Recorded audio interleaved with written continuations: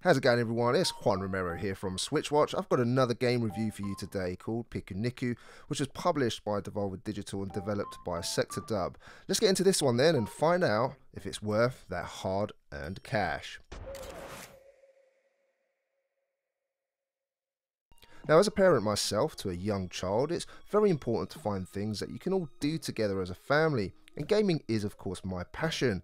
It's often really nice to be able to play a game with family members, especially a family-friendly game with your child which isn't violent, has simple enough story and actually has some learning involved, and Pikuniku is one game that is just that. It's easy to pick up and learn, and one that you can play with a young child or family member or friend and enjoy. To make clear from the beginning, Pikuniku has a solo adventure mode, which is around a 5-hour long campaign, where you control a little red so-called monster with 2 legs called Piku, and if you play in co-op you get the chance to control Niku, so that's why it's called Pikuniku.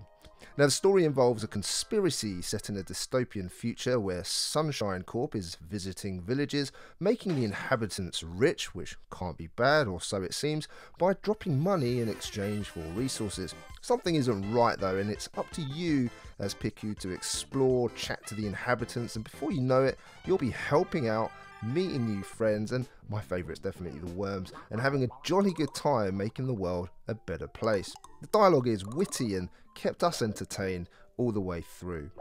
In terms of gameplay then, Pikuniku can be broken down into 2 parts. First of all, there's the solo adventure mode.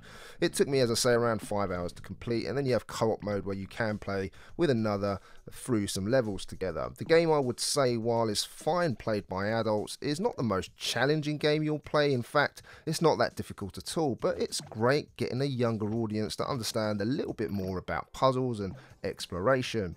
In adventure mode, you take control of Piku and begin to explore straight away. You meet a little ghost who sets you on your way, and most of the game is spent meeting the inhabitants, helping them with various quests like fixing a bridge or bringing back water to the worm cave, solving lots of puzzles, platforming and exploring to find secrets here and there, and as you move further you uncover more of that story by meeting characters. It's all very nicely paced. In fact, you can go through it fast or slow as you like, dependent on how much exploration you wish to take part in. I highly recommend that you visit as many of the inhabitants' dwellings as possible, as you never know what you're going to find next or get involved in. There are a bunch of mini games too, which changes things up, keeps things enjoyable, and early on you'll get challenged to a basketball game by one of the inhabitants in which it looks like you've got to kick a melon into the net. Or there's a rhythm game, and there's a few throughout which just brought that little bit of extra joy. The character Piku is fun to control and a funny, charming little thing which made my daughter laugh wherever he went. In fact, I would say she was in hysterics at times. Go this way, you!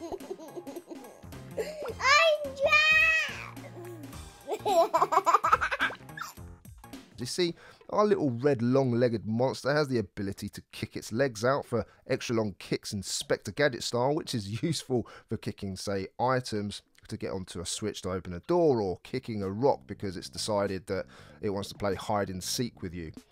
It also, he also finds a number of very stylish hats which have uses to help you complete certain quests. The Scarecrow's not scary enough in the beginning, so you put on a pencil hat and draw a scarier face. If you need to make flowers grow taller, you can use a hat which has a nice little watering hose that pops out just when you need it to get you onto higher ledges, no problems. It really is a great little world to explore, and there are a number of instances throughout which makes this a nice little addition. I love that little hat system. You can even kick your friends. Now, I don't advocate violence, and I had to teach my little one that kicking things is not the right thing to do.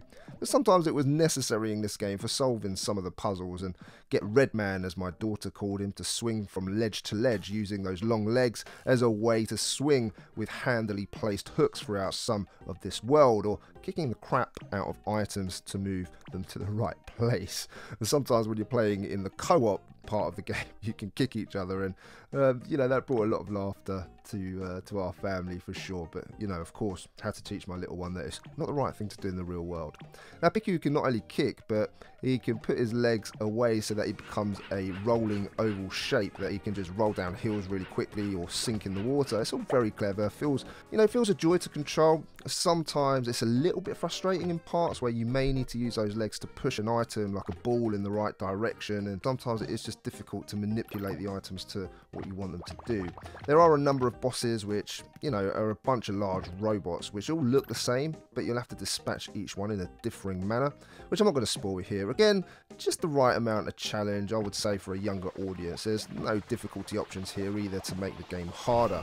Now, in that co-op mode where you do control Piku and the other Niku, you have to work together to solve a number of levels which each have differing challenges. Her favourite was definitely the racing car one and just racing each other through a level to the finish, but some require a little bit more thought in solving puzzles. Again, enjoyable, and my daughter and I were able to complete a number of levels together, but some were just a little bit too tough for her, so the missus had to step in and play instead, and she enjoyed it just as much.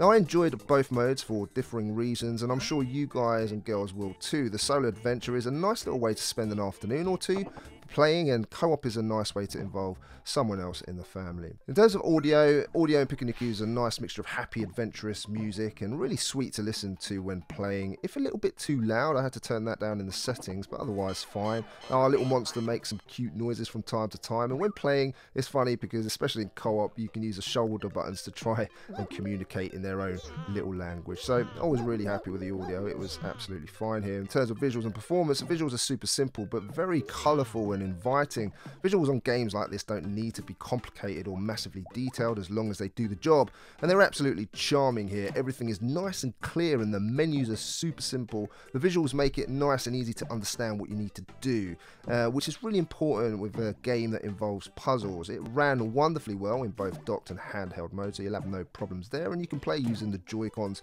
or full controllers. Absolutely no problem whatsoever. So in terms of value for this particular game, the game in America is currently $11.69. This has got 10% included at this moment in time. In the UK it's £10.52 again, with that 10% off included if you was to purchase that now. If you have a young family and you want to play a little adventure, then this for a tenner and some changes, money well spent. Add in the co-op and you'll be occupied for a good length of time. There are also a lot of secrets to find to 100% the game to make sure you look everywhere. So in terms of my verdict, Devolver Digital has this habit of publishing some quality games, and this is another. It's a perfect game for adults and children to enjoy together with a cool little adventure mode where you'll meet charming characters which will get you invested pretty much straight away into its campaign. You won't stop playing until the credits roll, and then there's that bonus of co-op mode. Now look, it's not the most challenging game in the world, but it doesn't aim to be, and I'm fine with that. Games are all about joy, and this has it in spades, and seeing my daughter laugh and smile so much made my experience all the more joyful, and that joy is something everyone should experience. An 8 out of 10 from me. I hope you enjoyed this review today, guys and girls. If you're a new watcher, then why not subscribe for more reviews like this one. I've got another couple of videos coming up on screen now. Why don't you click on those, and I'll see you over there.